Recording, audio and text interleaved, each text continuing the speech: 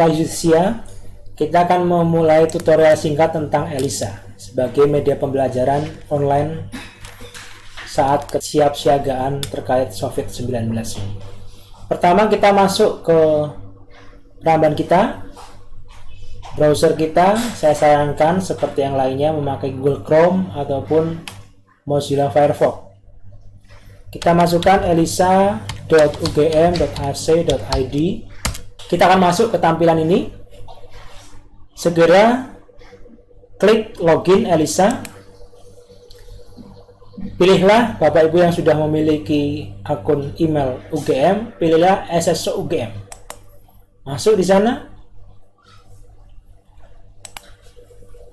Nanti ini karena saya otomatis tadi tampilannya. Nanti Bapak Ibu silakan memasukkan akun UGM dan passwordnya. Kalau ternyata belum pernah terdaftar di ELISA, nanti akan diminta mengisi profil singkat sebagai pendaftaran. Tapi itu tidak masalah.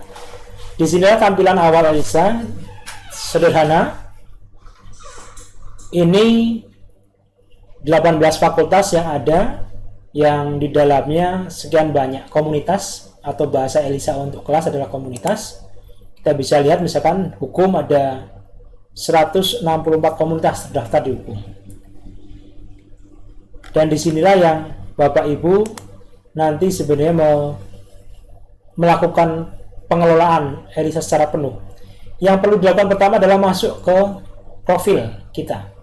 Klik link, klik ada lingkaran di atas. Kalau sudah ada fotonya, sudah diupdate, maka akan kelihatan fotonya. Kita klik di sana.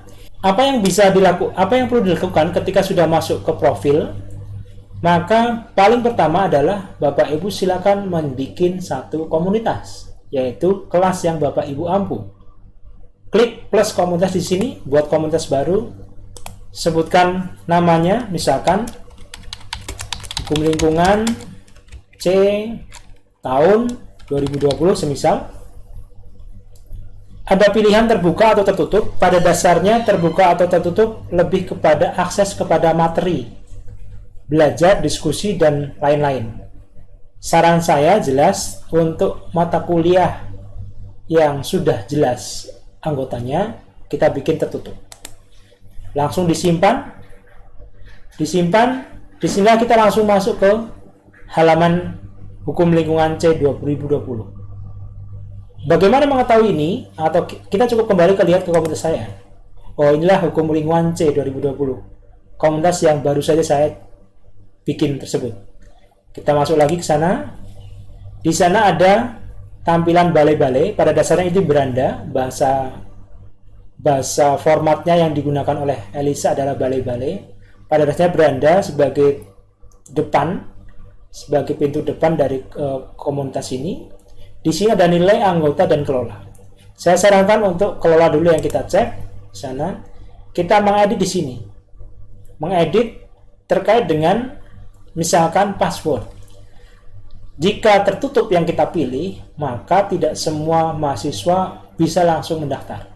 Mereka harus diaktifasi oleh kita sebagai pengampu atau mengisikan password sebagai kode masuk komunitas kita.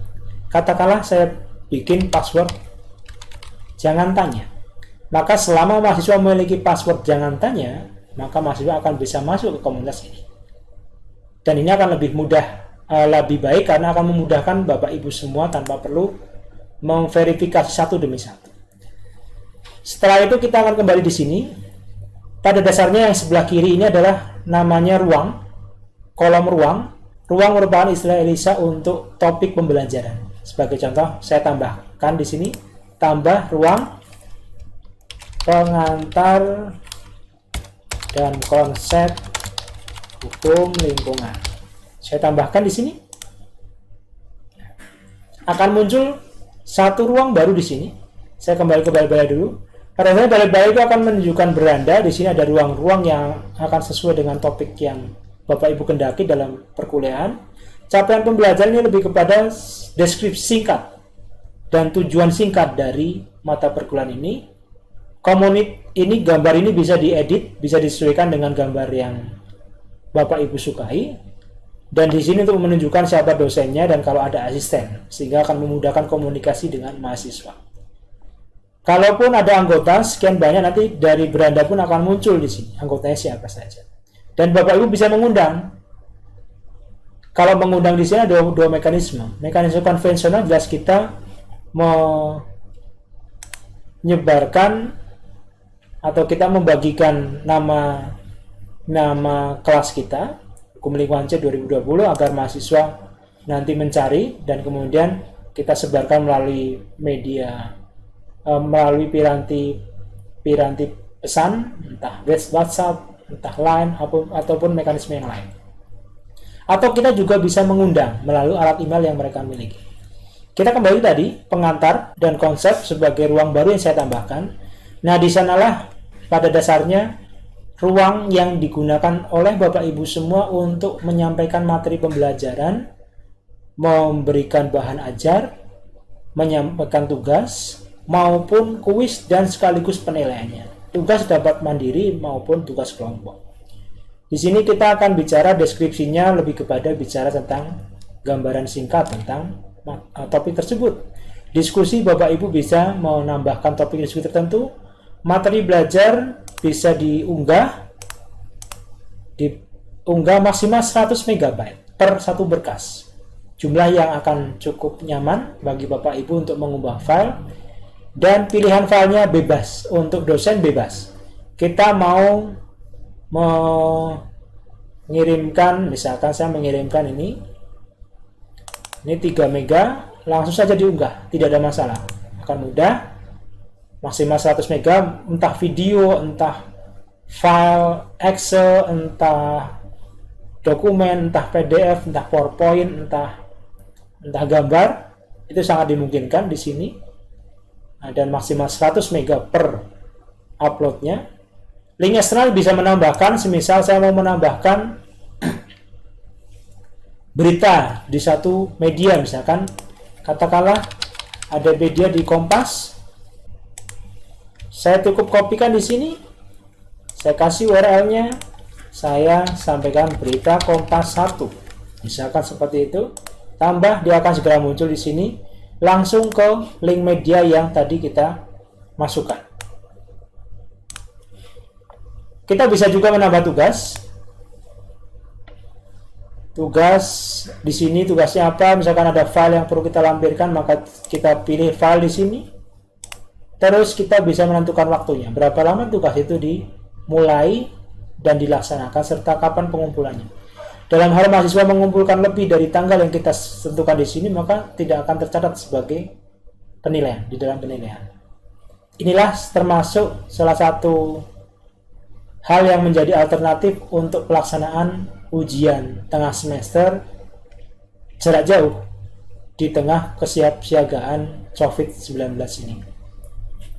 Kita kembali ke tadi, tugas. Bagaimana dengan kuis? Kuis merupakan mini assignment, bisa dilakukan setelah perkuliahan yang tujuannya untuk mengevaluasi secara langsung. Kita bisa menambahkan soal pilihan, soal lisan ataupun dalam bentuk bacaan. Dan termasuk apa yang perlu disertakan, kita bisa menyeting berapa lama durasinya. Jadi mekanisme evaluasi dalam ELISA terhitung cukup mendukung dalam pembelajaran berbasis capaian. Bagaimana untuk kemudian mengecek kuis dan tugas ada di atas sini, seperti apa arsipnya, terus tugas kelompok juga sama, terus siapa saja anggota yang sudah mengumpulkan atau belum, itu akan kelihatan, termasuk nilai, nanti akan ada ketika sudah ada penugasan, kita bisa memberikan nilai yang nilai tersebut dapat diakses oleh mahasiswa secara langsung. Nah, secara umum, ELISA pada intinya seperti itu. Semoga informasi ini bermanfaat. Panduan lebih lengkap ada pada versi cetaknya. Terima kasih.